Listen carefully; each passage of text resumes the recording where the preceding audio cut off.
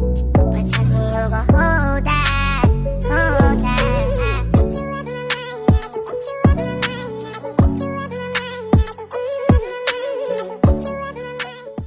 Kalian itu lebih pilih rumah kecil nggak angker atau rumah besar tapi setannya itu banyak banget? Yang suka cerita horor sini kumpul, yang penakut mendingan skip aja.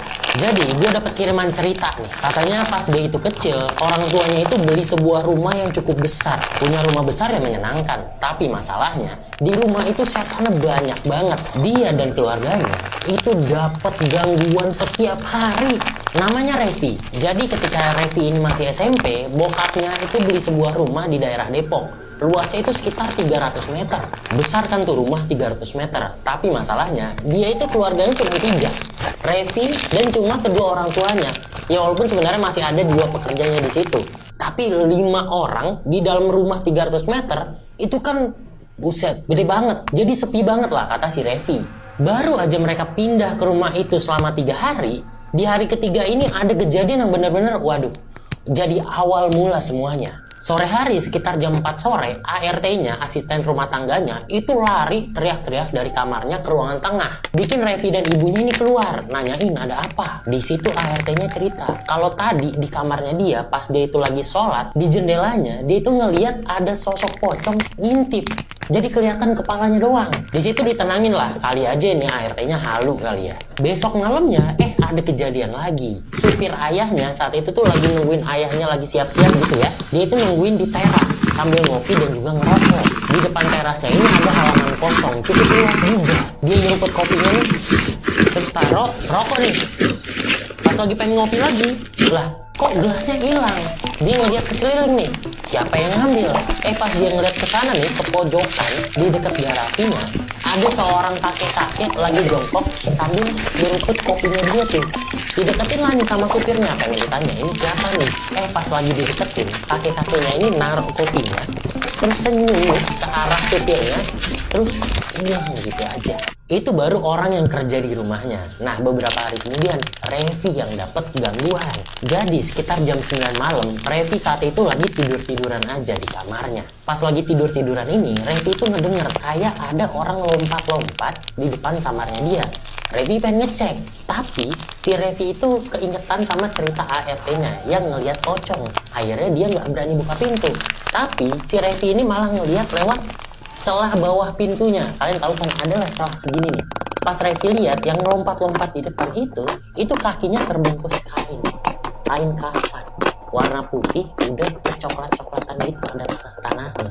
Yang berarti yang lompat di depannya itu adalah pocong. Wah, ini sih bisa disebut the real rumah hantu.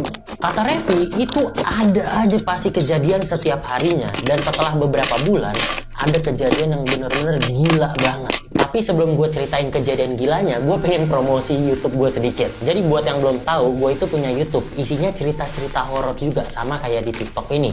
Cuma kalau di YouTube itu jauh lebih panjang, lebih detail, dan lebih menyeramkan.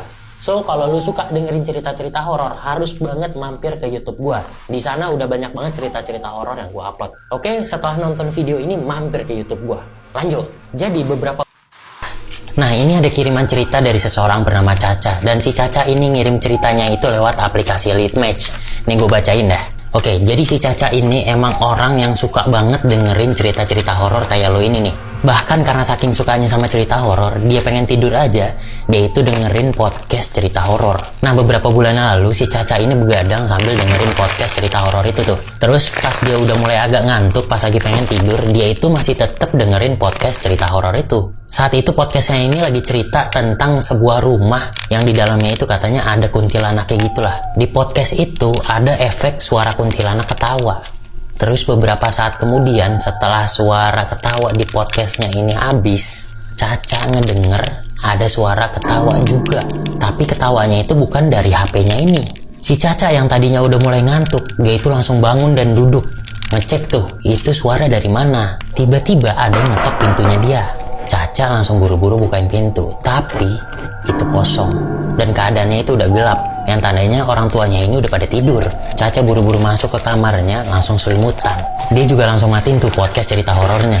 Pas lagi selimutan ini, nggak lama dia ngedengar lagi ada suara ketawa tipis tapi jelas. Caca Caca langsung ketakutan tuh, karena dia inget omongan orang kalau katanya ketawanya itu tipis dan nggak begitu kencang, berarti dia deket. Wah, Caca langsung berusaha tuh buat tidur secepatnya. Cuma pas lagi ketakutan ini, tiba-tiba dari jendela kamarnya ada yang ngetok lagi. Itu nggak mungkin, soalnya kamar Caca ini adanya di lantai 2. Aduh, parah ya, horor banget. Ya, selain lu bisa kirim cerita horor ke gua, kalau lu download aplikasi Litmatch, lu juga bisa dapetin temen. Soalnya gua aja nih bisa dapet temen.